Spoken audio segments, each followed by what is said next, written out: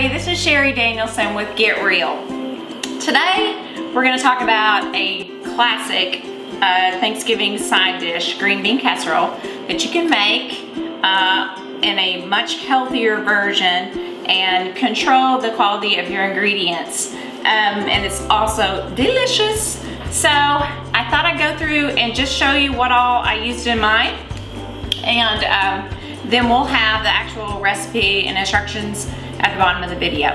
This is two 12-ounce packages of green beans that I've blanched, which just means, if you don't know, you put them in boiling water for a couple of minutes to get them started cooking, and then give them an ice bath, and that'll maintain the color, and they'll be green and not too mushy. Next, the yummy part, the fried onions that go on top. I'm gonna cut up one onion quartered and then thinly sliced, and then the rest of it is you're going to brown some Panko crumbs. I used this brand, Ian's, because it's gluten-free, and that's we're trying to eat less gluten. This is another brand that I found, Kenny. That's hard to say. Kenny. I've never used that, but this is another gluten-free brand that I found. And what you'll do is you'll brown these up with some butter and also brown this really quickly, and then mix it all together with some Parmesan cheese. So it's gonna be awesome. And then you're gonna make the mushroom sauce, which is also easy. And those ingredients are butter, real butter. I use Kerrygold from Irish Butter, which you can find now at almost all grocery stores, I think. One package of mushrooms, thinly sliced. Let me talk about mushrooms for just a second, because I learned something about mushrooms today when I looked this up. So mushroom is not technically a plant, it's a fungus, as most people know, but it's the only item in the produce aisle that has vitamin D. Who knew? I did not know that. And the other thing it has more selenium, which is a mineral that we can easily be deficient in. It has more selenium than anything else in the produce aisle, so I thought that was pretty fascinating. Those are thinly sliced. I used organic Parmesan cheese shreds, chopped garlic, vegetable broth. This is the vegetable broth that I made this weekend. I got in the habit, let me get this out of the sink, it's hidden over here. This is vegetable scraps. This is just from today, because I've already cooked one. And this is how much I got. And what I do is I save those vegetable scraps, and I had 3 bags that size, and I put them in the freezer.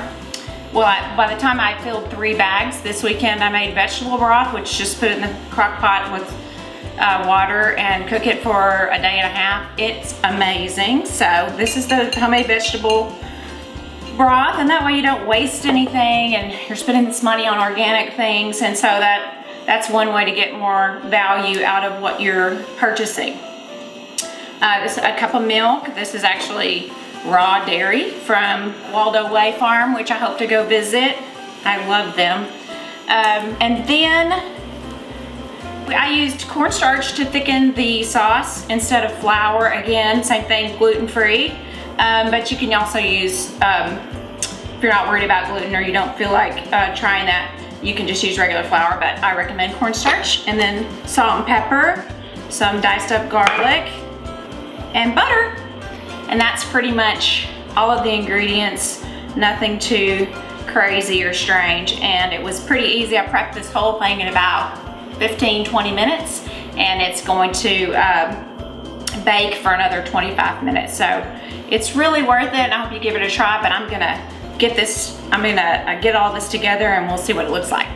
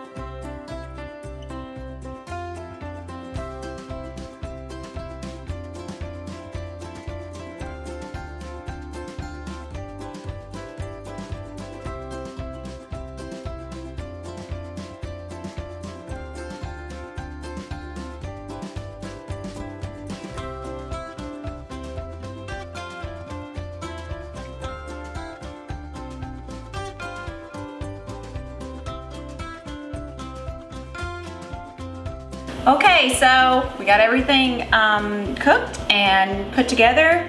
And so the final step, this pan is super heavy, is just to put this green bean mixture into whatever you're gonna bake it in. Something pretty if it's for Thanksgiving. That's when we get to get out all our fun stuff.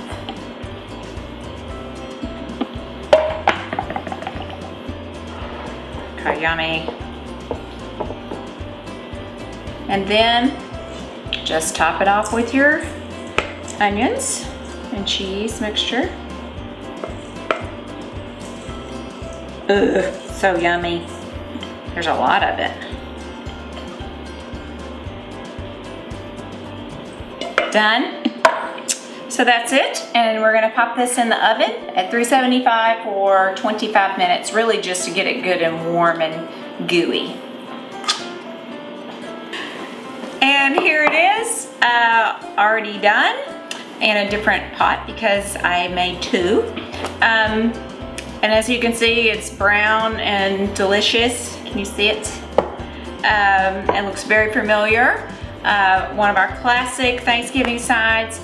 But this way you can control the ingredients and feel good about what you're serving, and I promise it tastes way better. So enjoy, let me know how you like it if you made it, and thanks for getting real.